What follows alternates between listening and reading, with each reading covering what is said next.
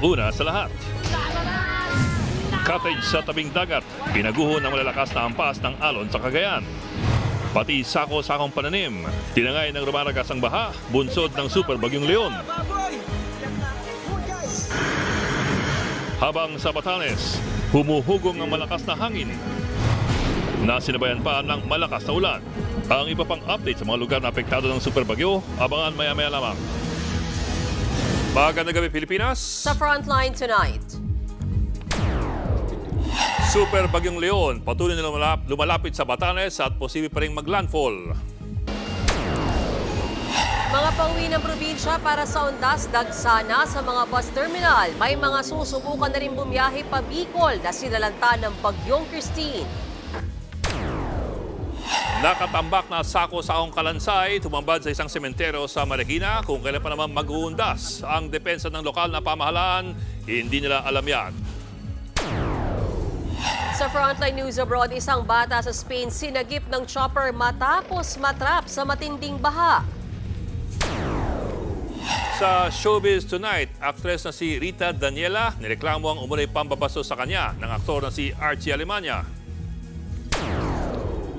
At patok ngayong kanta ni na Bruno Mars at Blackpink Rosé, ginawa ng mga nakakatawang version ng mga netizen.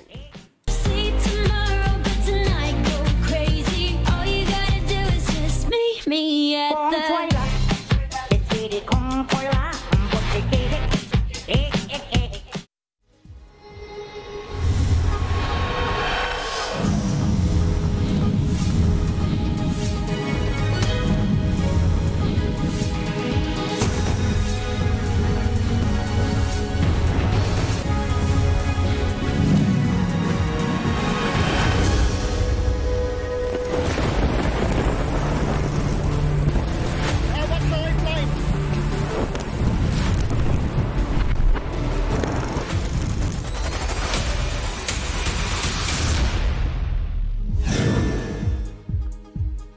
Winasak na malakas na hanging dala ng Super Bagyong Leon ang ilang istruktura sa probinsya ng Cagayan. Nasira na rin ang ilang pananim at libo-libong residente na ang inilikas. At live mula sa Santa Ana, Cagayan, nasa frontline na balitang yan si Brian Basa. Brian, kamusta dyan ngayon?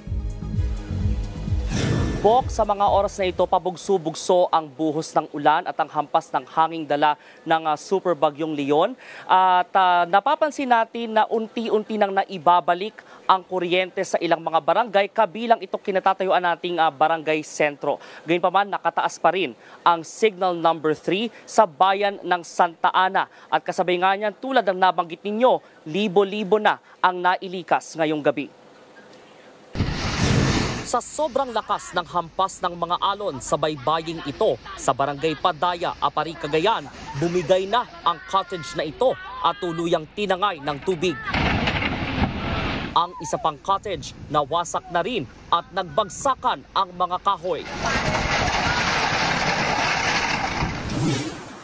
Sa bayan naman ng Baggao, tinangay ng rumaragasang baha ang mga tanim na mais. Sinubukan pang isalba ng mga magsasaka ang ilan sa mga ito. Nagmistulang ilog na ang buong taniman dahil sa matinding baha. Umapaw naman ang tubig sa Palawig River sa bayan ng Santa Ana. Nagngangalit din ang alon sa dagat. Kaya nagbayanihan na ang mga residente sa paghatak sa kanilang mga bangka. Nasa 300 residente ngayon ang nasa evacuation center ng Barangay Palawig. Kasama riyan si Nanay Belia na namomroblema sa kanilang kabuhayan bilang mangingisda. Hindi kami makapaghanap buhay, sir. Wala kaming makakain, sir, pag hindi kami makalaot. Saka kami makapaglaot kung maganda ang panahon. Ramdam din ng malakas na hangin sa barangay sentro. Malakas din ang hampas ng mga alon. Ganito rin ang lagay ng dagat sa bayan ng Kalayan. Hindi na rin madaanan ang tulay ng San Isidro papuntang Taytay dahil sa umapaw na tubig.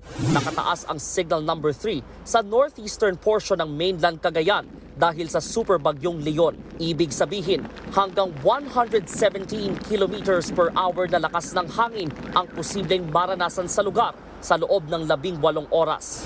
Kaya nitong makasira ng matataas na estruktura, mga bahay na gawa sa light materials at mga puno at iba pang pananim.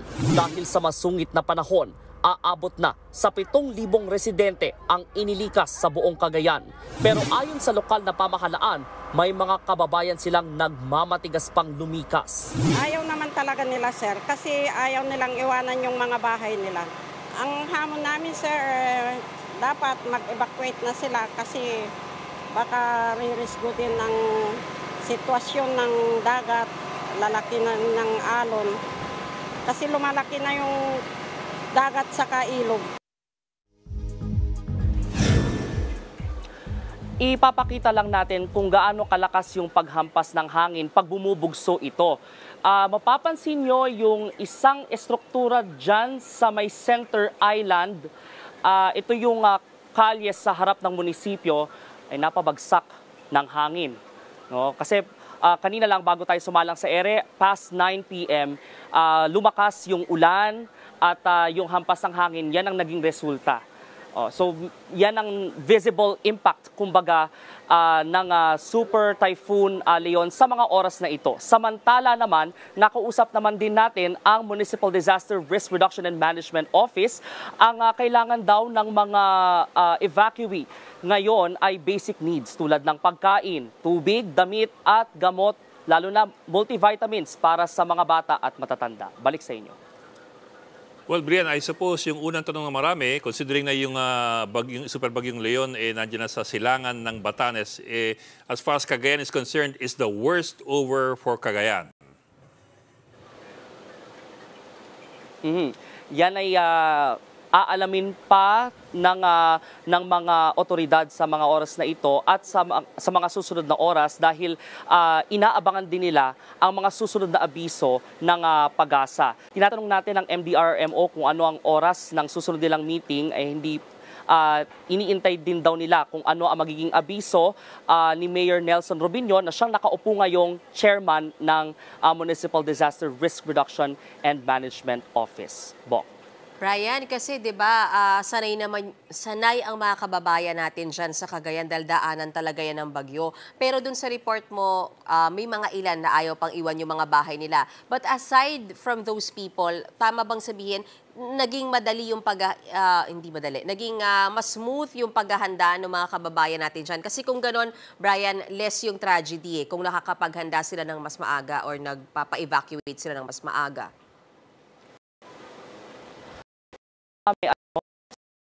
Yung na-point out ko, nasanay sila kasi Santa Ana and they have weathered so many storms. At the same time, balikan natin yung kung gaano kaaga silang naghanda para rito bago pa man dumating yung o bago pa man manalasa ang super bagyong Leon ay nag-iikot na ang mga opisyal sa kanilang mga barangay para hikayati ng kanilang mga residente, mga kababayan na magsilikas na.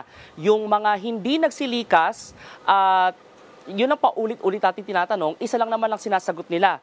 Sanay na sila sa karanasan ng bagyo at okay pa naman daw sila. Kaya pa rin daw nilang, kumbaga, i-withstand yung impact ng bagyo. So far, kung casualties o injuries ang tatanungin, wala pang naiuulat sa MDRRMO. Pero maaari magbago, pero sana hindi na magkaroon o madagdagan ang figures sa aspektong yan. Balik sa inyo. Okay. Brian, one more question coming from me. I'll be a little bit naughty lang, but try to answer it as best as you can with whatever information you have. Kasi dyan sa Santa Ana Town, nandyan din yung isang EDCA site, yung Naval Air Station Camilo Osias, which is supposed to be, among other things, used for humanitarian assistance and rescue. I'm wondering lang from your observations kung may indications ba na kailangan na ng humanitarian assistance o hindi pa. At pangalawa, kung kailangan man, may indications ba na may manggagaling muna dyan sa EDCA site na yan? Tama, Bok, no? I would have wanted to visit that naval base. Kaso nasa dulo ito ng Santa Ana, so medyo inabot na kami ng gabi bago pa maabot ang naval base na yan. But we'll make sure to visit that tomorrow. Now, in terms of kung kailangan na bang i-evacuate doon ng mga tao, ang sagot ay hindi pa. Dahil ayon sa MDRRMO, kaya pa ng mga barangay na i-accommodate ang kanilang mga kababayan sa kanilang respective na silungan o temporary shelters, evacuation centers. Kumbaga, ang tingin nila o ang pag-consider nila sa naval base ay last resort. Lalo't we have to take note na malapit din daw ito sa dagat. At ayaw naman daw nila na iposisyon agad ang mga evacuee roon, lalo't nagkaroon nga ng storm surge warning ang Pag-asa. At pag daw kasi ang takot nila, kumbaga, pag nilagay roon ng evacuee ang mga tao, baka na maabutin daw sila ng tubig doon kung sakaling tumaas ang antas ng tubig sa dagat. Kaya yun ang tinitingnan nilang dahilan kung bakit ginagawa nilang last resort ang naval base. Bok. Okay, maraming salamat at in kayo dyan, Brian Basa. Binabayo na rin ang malakas na hangin ng probinsya ng Batanes. Signal number 4 ngayon doon, kaya't sa palitan ng pinapalikas ang mga residente. Nasa frontline na balitang yan, Rainiel Pawid. Malakas na buhos ng ulan na sinabayan ng pagbayo ng humuhugong na hangin. Zero visibility. Halos matumba na rin ang mga puno sa lakas ng hangin. Ganyan kabagsik ang super bagyong Leon na humagupit sa Batanes na ngayon nasa signal number 4. Kasabay ng malakas na ulan ang dumadagundong na kulog. Sa bayan ng Sabtang, naghahampasan naman ang malalaking alon. Pumapaw na rin ang dagat sa seawall. Bago pa manalasa ang super bagyong Leon, isa-isa nang iniahon ang mga bangka. Sa bayan ng Uyugan, pinaguhukay ng mga otoridad ang mga bato at buhangin sa kanal bago pa bumuhos ang napakalakas na ulan. Binisita rin ng Uyugan LGU ang mga residente. Ang ilan sa kanila inilikas na.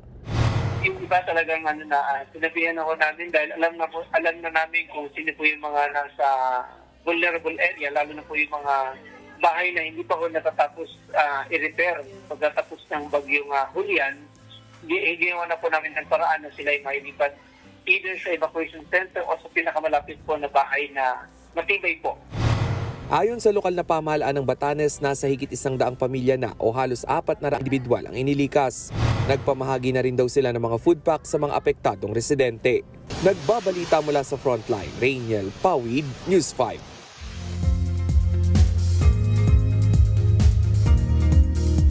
Lalo pang lumalapit sa Batanes ang Super Typhoon Leon. Huli itong namataan 190 kilometers silangan ng Basco, Batanes. Napanatili nito ang lakas ng hangin aabot sa 185 kilometers per hour at bugsong hanggang 230 kph. 600 kilometers ang lawak ng sirkulasyon ng Bagyong Leon, kaya nahahagip din ang buntot nito ang Metro Manila at Visayas. Nakataas na ang signal number 4 sa buong Batanes. Signal number 3 naman sa eastern portion ng Babuyan Islands at northeastern part ng Cagayan, habang signal number 2 sa Apayao, Kalinga, northern at eastern portion ng Abra, eastern portion ng Mountain Province at Ilocos Norte. Signal number 1 naman sa natitirang bahagi ng Northern Luzon, pati na sa Nueva Ecija, Aurora at northeastern part ng Tarlac. Silipin po natin muli si Leon gamit po ang Windy app. Kita naman po ninyo kung gaano talaga kalawak ang mata. Ito po, yung mata ng super typhoon na ito. Anya po, kita nyo nga, nasa silangan na siya ngayon ng Batanes. Mas malawak pa siya kaysa sa doon sa kabuuan ng Batanes. Ito po yun. Baka nagtataka po kayo, bakit ang linaw-linaw nitong mata ng bagyo na parang walang kaulap-ulap? Kita naman yun sa satellite image, blue na blue. Samantalang yung paligid niya, kitang-kita nyo yung kapal ng ulap. Yan po talaga ang karakteristik ng eye of the storm. Ito po yung pinakatahimik na bahagi ng isang bagyo. Clear skies at sa kasong ito, abay, wala talagang kaulap-ulap. Iba pang characteristics niyang mata ng bagyo ay warm temperatures at low pressure. Ito naman pong paligid ng mata ang tinatawag na eye wall. Nandiyan po ang pinakamalakas na hangin at ang pinakamalakas na ulan. Ang maximum sustained winds ni Leon ay nasa 185 kilometers per hour. Ang kanyang mga bugso o yung bigla-bigla ang paglakas ng hangin, abot po ng 230 kph at napakalakas po niyan. Ngayon pong mag-tracker po tayo. Ngayon pong alas 10 ng gabi, nato po ngayon si Leon, banda rito, sa pinakasilangan ng Basco, Batanes. At kung titingnan po natin ang ating rainfall, kita po ninyo na pulang-pula itong Batanes at maging ang Northern Cagayan, kung nasaan ang ating reporter ngayon na si Brian Basa. Again po, yung kulay pula, yan po yung pinakamatinding bagsak ng ulan. Narito po siya ngayon sa tuktok ng Cagayan Province sa Santa Ana, si Brian, sa bayan ng Santa Ana kung saan signal number 3. Matindi rin ang ulan sa namumulang bahaging ito po ng Abra, bulubunduking bahagi po ito, kung nasaan ang mga bayan ng Tineg, Licuan Bay at ang Carasi. Kailan ngayon ang kasagsagan ng Super Typhoon Leon? Saan po yan? Dito sa Batanes area sa pagitan ng alauna at ng alas 6 mamaya pong madaling araw. Kaya't marami po malamang ang hindi makakatulog na mahimbing sa probinsyang yan. Pero po pagsabit ng bukang liwayway, si Leon po ay uusad na sa hilaga ng Batanes at pagdating po ng tanghali, nandito na po siya sa Maytewan. Pero asahan pa rin po ang maulan na panahon sa bisperas ng araw ng patay, lalo na po dito sa bandang Northern Luzon.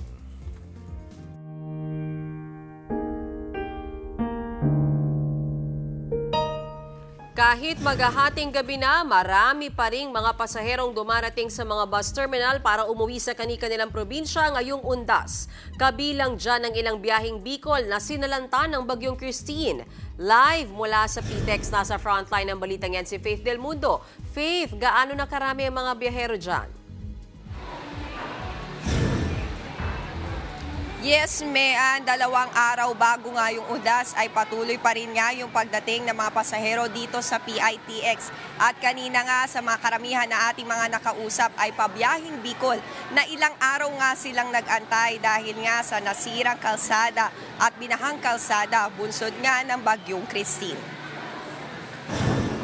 Balik na sa normal ang mga biyahe pa Bicol dito sa Parañaque Integrated Terminal Exchange o PTEX. Ilang araw ding hindi pinayagang bumiyahe ang mga bus papuntang Bicol Region dahil sa pananalasa ng Bagyong Christine. Timing naman sa nalalapit na undas ang pagbabalik ng mga biyahe ng bus. Si Joel agad nakakuha ng tiket pauwi ng Buhi, Camarines Sur. Inaasahan ko po kasi mga pasahero ngayon. Maraming pila. Pero ngayon, nagulat ako, bilis lang. Si Janica naman, Panaga City, na isa sa mga matinding binahabunsod ng Bagyong Christine. Noong isang araw pa raw siya dapat nakauwi para pumunta sa burol ng kanyang pinsang namatay dahil sa bagyo.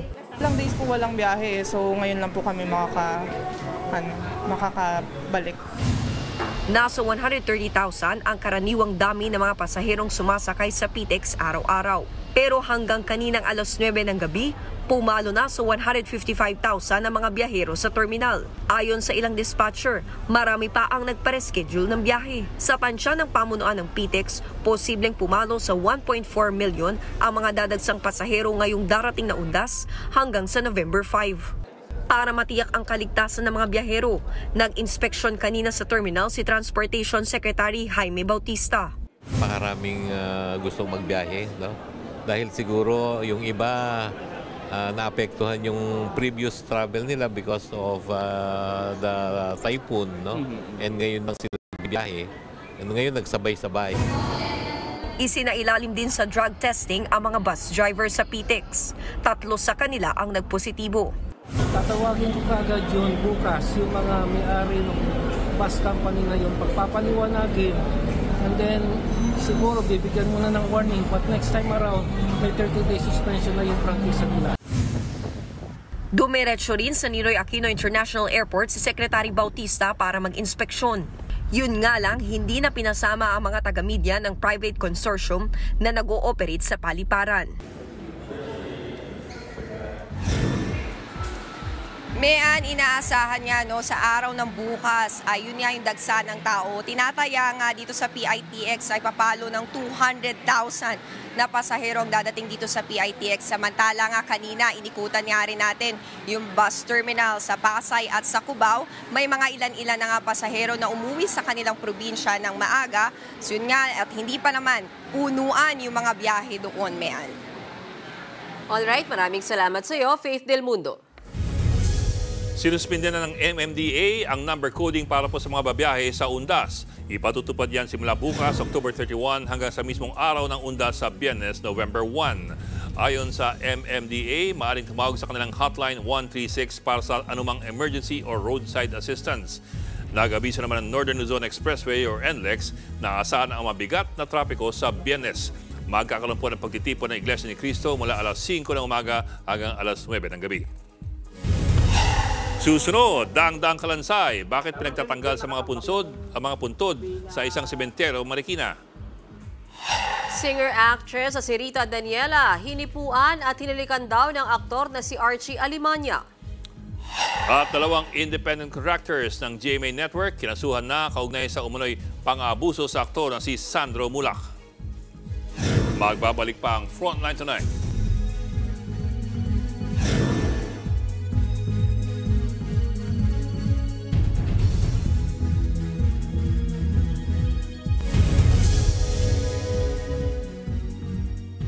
Mga kapatid, Ed Linggaw po, nasa Estados Unidos, Canada o saan mang dako ka ng mundo, manatiling may alam at may pakialam sa mga mainit na balita dito sa ating bansa. Simulan natin ang bawat araw sa tuloy-tuloy na balitaan sa Frontline. Mag-follow at mag-subscribe sa social media pages ng News 5.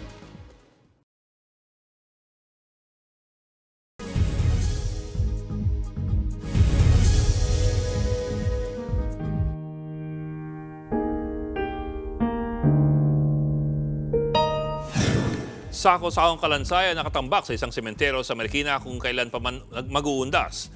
Hindi naman daw yan alam ng lokal na pamahalaan. Nasa frontline ng balitang yan si Ian Suyu. Nag-aayos ng mga garbage bag ang grupong ito sa Barangka Public Cemetery sa Marikina. Kapansin-pansin ng mga numerong nakadikit sa bawat plastik. Ang laman pala ng mga yan, puro kalansay na tinanggal mula sa mga nicho. Ayon sa tauhan ng sementeryo na tumangging humarap sa kamera, aabot sa 800 ng mga labi na tinanggal sa mga puntod. Ganito kalawak yung Marikina Public Cemetery at dito nga sa aking likuran nakalagay yung mga labi na nakasako na. Yan yung mga hindi na nakuha ng kanilang mga kaanak at tinanggal na sa kanilang mga nicho. Ayon sa administration ng Public Cemetery, organized daw yan at nakatagpa ng mga numbers ang kada sako. Ayon sa pamunuan ng sementeryo, alinsunod sa isang ordinansa ang pag-aalis sa mga matatagal nang nakalibing doon. Lampas na raw ang mga ito sa 5 taong pagrenta sa mga nicho. May 1 buwang palugit na ibinibigay sa mga kaanak ng mga yumao para mailipat ang mga kalansay matapos ang rental period. Ang mga hindi pa nakukuhang buto ililipat muna sa isang bahagi ng sementeryo. Pero ayon sa Marikina LGU, hindi otorisado ang paghuhukay sa mga nicho at pagsamsam sa mga kalansay. Hindi lang daw ito paglabag sa dangal at respeto sa mga yumao, kundi pati sa sanitation code. Iniimbestigahan na raw nila ang insidente at pananagutin ang mga sangkot. Nagbabalita mula sa Frontline, Ian Suyu, News 5. Abiso sa mga motorista, sarado na ang ilang kalsada sa paligid ng Manila North Cemetery para sa Undas 2024. Pero kanina, kaunti pa lang ang mga bumibisita sa sementeryo. Nasa Frontline ng balitang yan si Ria Fernandez. Isang araw bago ang bisperas ng Undas, kakaunti pa lang ang mga bumibisita sa Manila North Cemetery. Halos 7,000 lang ang dumating ngayong araw. Mas kaunti kumpara sa halos 10,000 noong nakaraang taon. Ayon sa mga otoridad, posibleng dahilan nito ang nagdaang bagyong Christine at ang kasalukuyang bagyong Leon na nagpapaulan sa ilang bahagi ng bansa. Sa aming paglilibot, may ilang nahirapang hanapin ang puntod ng mga yumao nilang mahal sa buhay. Kung kami lalakad, siguro mga 500 meters siguro layo nung haba nung yun. Hindi na narating. Ang iba naman, dito na lang nagtirik ng kandila at nagdasal. Sa kabila naman ng pagbabawal sa mga nagtitinda sa loob ng sementeryo, tuloy pa rin sa negosyo si Juliana. Hindi naman po lahat ng taga-sementeryo maraming pera. Kailangan kumita. May mangilan-ngilan namang nakumpiskahan ng mga ipinagbabawal na gamit tulad ng sigarilyo, lighter at pabango. Mula alas 5 ng umaga hanggang alas 7 ng gabi pinapayagang pumasok ang mga bisita. Naglabas naman ng abiso ang lokal na pamahalaan ng Maynila tungkol sa pagsasara ng ilang kalsada sa Undas. Simula kaninang hating gabi hanggang alas 7 ng gabi sa November 3, sarado sa mga sasakyan ng bahagi ng Aurora Boulevard, Blumentritt Road, Retiro at Maceda Street, Dimasalang Road at P. Guevara Street. Maaari namang dumaan sa Jose Abad Santos Avenue, Yoseco Street, A.H. Lacson Avenue at Makiling Street. Sarado rin sa mga motorista simula mamayang hating gabi hanggang November 2 ang bahagi ng Kalayaan Avenue, South Avenue, Vito Cruz Avenue Extension at Pililia Street. Maaaring dumaan sa J.P. Rizal Avenue, Pasong Tamo Street, Zapote Street, N. Garcia Street at Metropolitan Avenue. Nagbabalita mula sa Frontline, Ria Fernandez, News 5.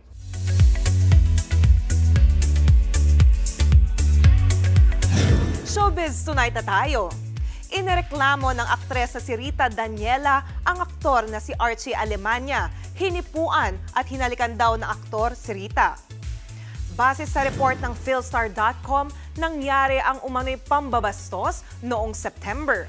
Pareho raw silang dumalo sa isang party sa Quezon City. Nakainom daw noon si Archie. Nung pauwi na sila, kinulit daw ng aktor na ihatid si Rita pauwi. Sa sasakyan pa lang, hinawakan na raw ni Archie ang balikat at leeg ni Rita. Nang makarating sila sa bahay, tinanong daw ni Archie kung pwede niyang halikan ang aktres. Tumanggi raw si Rita at pinauwi niya si Archie. Pero puwersahan pa rin daw siyang hinalikan ng aktor, kaya niya ito itinulak. Palabas na raw sana si Rita ng kotse pero hinila raw siya ni Archie, tsaka siya niyakap at hinipuan. Naiyak at nagpumiglas daw si Rita hanggang sa makalabas siya ng sasakyan. Kinabukasan, nag-text daw si Archie kay Rita para mag-sorry. Sa ngayon, no comment ang actor-comedian sa isinampang reklamo sa kanya ng aktres. Samantala, kinasuhan na ng Department of Justice sina Jojo Nones at Richard Cruz kaugnay sa umano'y pang-aabuso sa aktor na si Sandro Mulak. Mga kasong rape through sexual assault at acts of lasciviousness ang isinampa laban sa dalawang independent contractors ng GMA Network. Walang piyansa ang mga naturang kaso. Sa resolusyon ng DOJ Panel of Prosecutors, nakitaan ng sapat na batayan para ituloy ang kaso ng pang-aabuso. Hindi rin daw sapat ang depensa ni Nones at Cruz dahil sa ilang hindi pagkakatugma sa kanilang mga pahayag. Wala pang komento ang kampo ni Nones at Cruz tungkol dito. Hindi pa tapos ang mainit nating tsikahan, kaya dyan lang kayo mga kapatid. Susunod, batang natrap sa baha, sinagip ng chopper sa Spain. K-pop group na 17 magko-concert muli dito sa Pilipinas. Magkano naman kaya ang ticket? At hit song na Apadu, ginawa ng mga nakakatawang mashup.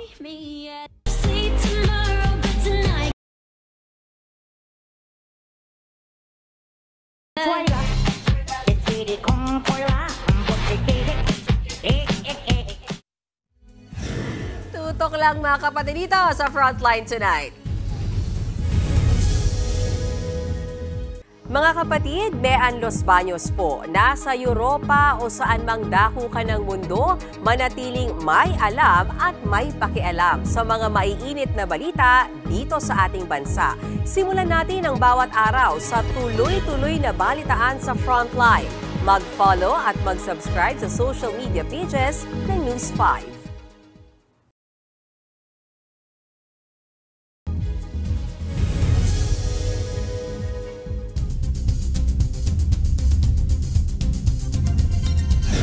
Nasagip ang isang bata matapos matrap sa matinding baha sa Spain. Yan at iba pa sa Frontline News Abroad. Mula sa helicopter, bumaba ang isang Spanish Civil Guard papunta sa isang bahay sa kasagsagan ng matinding pagbaha sa bayan ng Alora sa Spain.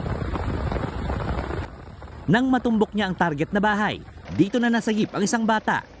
In-airlift ang bata sa helicopter. Sa iba pang bahagi ng Spain, wasak na mga kalsada at baha na may kasama makapal na putik ang bumungad. Sa tindi niyan, kinailangan pang gumamit ng traktora ang mga otoridad para lang masagip ang mga residenteng natrap sa kani-kanilang bahay. Malakas na ulan ang nanalasa sa silangang bahagi ng Spain na nagdulot ng flash flood kung saan mahigit 50 ang nasawi. Ayon sa mga otoridad, ito ang pinakamaraming naitalang patay bunsod ng pagbaha sa Europe mula 2021.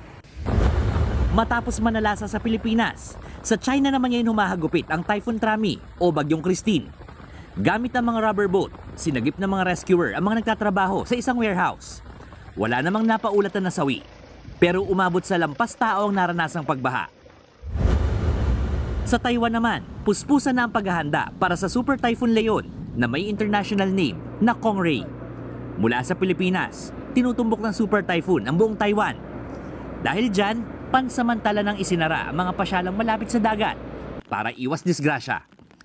Nagbabalita mula sa Frontline, Gerard de la Peña, News 5. Sa ibang balita, mismong si Senator Bato de la Rosa ang nagsabing pwedeng magamit laban kay dating Pangulong Rodrigo Duterte ang mga inamin nito sa Senado. Sa kabila niya, naniniwala pa rin daw si Bato na nagjo-joke lang ang dating Pangulo nang idawit siya nito sa death squad.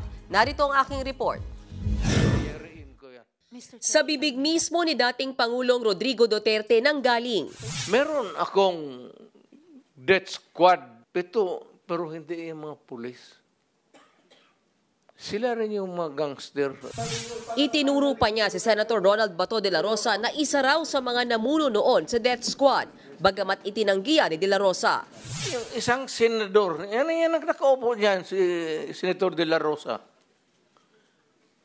Death squad rin yan. Ang mga pag-amin niya ng dating Pangulo pwedeng magamit laban sa kanya, ayon mismo kay Senator de la Rosa. Pwede yan. Pwedeng magamit yan against him. Lalo na under oath siya, di ba? Nagsalita siya doon. Depende na sa kanya how is he going to defend himself. Ayon nga sa ilang mambabatas, maari itong gamiting basihan para sampahan ng kaso ang dating Pangulo. Pwede nga rin daw itong magamit ng International Criminal Court o ICC sa kanilang investigasyon, pero hindi raw natatakot si Bato. Wala na yung uri-uri na yan. Basta the fact remains that they don't have jurisdiction over the Philippines right now. Wala silang jurisdiction. Kahit na anong monitor nila dyan, wala silang jurisdiction dito sa ating bansa. Muli ring iginiit ng senador na nagjo-joke lang si Duterte. I know 100% nung sinabi niya na yung mga chief of police ko dyan dati, yung chief PNP na yan, nandyan sa kanan ko, mga membro o mga leader yan ng DDS. Alam ko nagbibiro siya. Nagbibiro man o hindi, iimbestigahan pa rin daw ng Philippine National Police ang mga inamin ng dating Pangulo. This will not stop the PNP from pursuing and investigating this case po. And he mentioned some names at tinutuko po niya yung ibang mga pulis po that will be used as lead and basis of the PNP. Kinontra naman ng PNP ang sinabi ni Duterte na inutos niya sa mga pulis na bigyan ng baril ang mga drug suspect at udyukan ang mga ito na lumaban. We value the human lives, so wala pong pulis na susunod po sa ganito pong utos na bibigyan po ng baril ang isang suspect po just to make it appear na nanlaban po ito. Hello. Sa ngayon, hindi pa direktang masagot ng PNP kung mayroon ngang death squad si Duterte noon. Pero dinodokumento raw nila ang lahat ng mga sinabi ng dating Pangulo sa pagdinig ng Senado, maging sa Quadcom hearing ng Kamara. Sa isang pahayag naman, sinabi ni dating Senador Antonio Trillanes na naipadala na sa ICC ang transcript ng hearing sa Senado at Quadcom. Kasama raw sa ipinadala ang kopya ng mga pahayag ni Duterte nang umamin siya tungkol sa Davao Death Squad at paghikayat sa mga drug suspect na manlaban. Alam mo bakit, sir?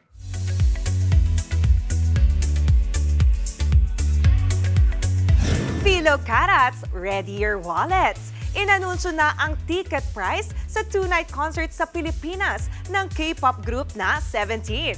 Nagbabalik naman si Lady Gaga as OG Mother Monster sa music video niyang Disease. Panoorin natin to.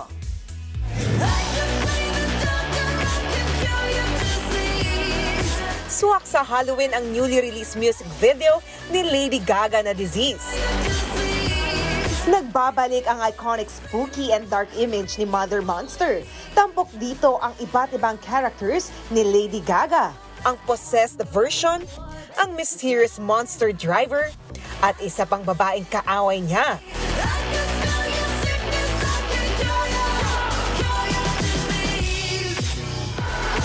Ayon kay Lady Gaga, tungkol ang kantang Disease sa healing at suffering kung saan hinaharap niya ang kanyang takot sa iba't ibang paraan.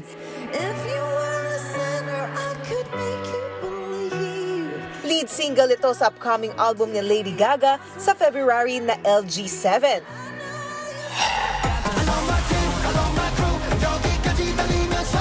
Heads up naman sa Pinoy Carats. 2 nights ang upcoming Right Here concert sa bansa ng K-pop group na 17. Gaganapin yan sa January 18 at 19 sa Philippine Sports Stadium sa Bulacan. 20,000 pesos ang pinakamahal na ticket habang 5,500 pesos naman ang pinakamura. Sa November 12 at 13 ang pre-sale, habang sa November 15 naman ang general sale. Para naman sa Philo Engines, babalik din sa bansa ang Enhypen. Para yan sa kanilang Destin Fan Meeting. Sa December 6 na yan sa Smart Araneta Coliseum. Para sa iba pang detalye, stay tuned, Engines! Marami pa akong chika tonight, kaya dyan lang kayo mga kapatid. Abangan, Miss Universe Philippines Chelsea Manalo nag-alaro sa Linda sa bagong photoshoot. At sabay-sabay tayong maaliw sa mga kwelang mash-up ng hit song ni Bruno Mars at Rosie na Apatu.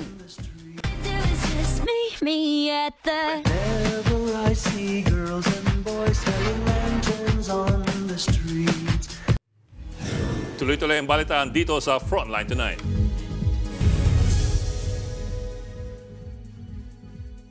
Mga kapatid, Ed Lingaw po, nasa Estados Unidos, Canada o saan mang dako ka ng mundo, manatiling may alam at may pakialam sa mga mainit na balita dito sa ating bansa. Simulan natin ang bawat araw sa tuloy-tuloy na balitaan sa Frontline. Mag-follow at mag-subscribe sa social media pages ng News 5.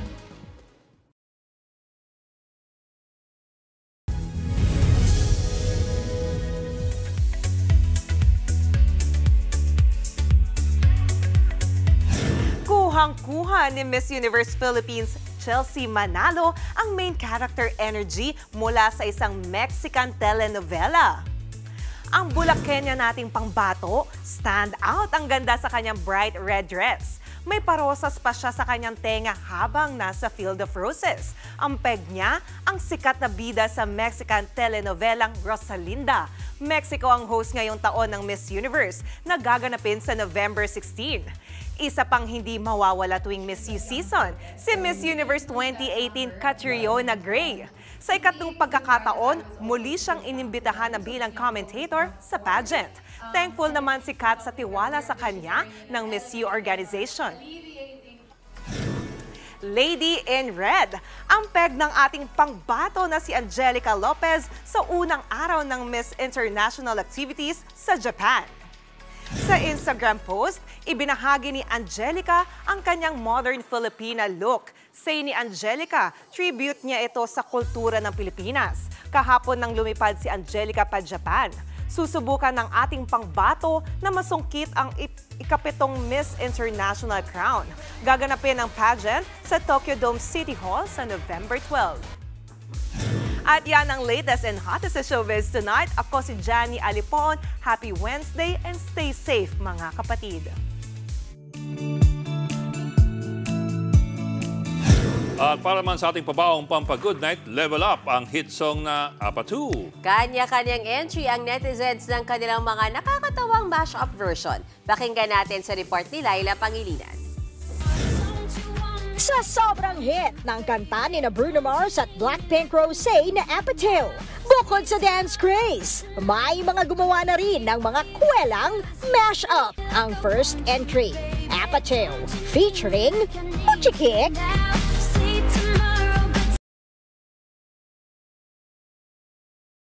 Me at the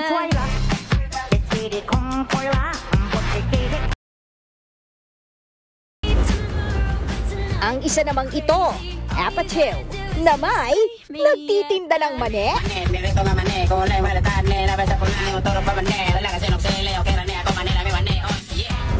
At dahil magpapasko na, Mr. Jose Marichan, pasok!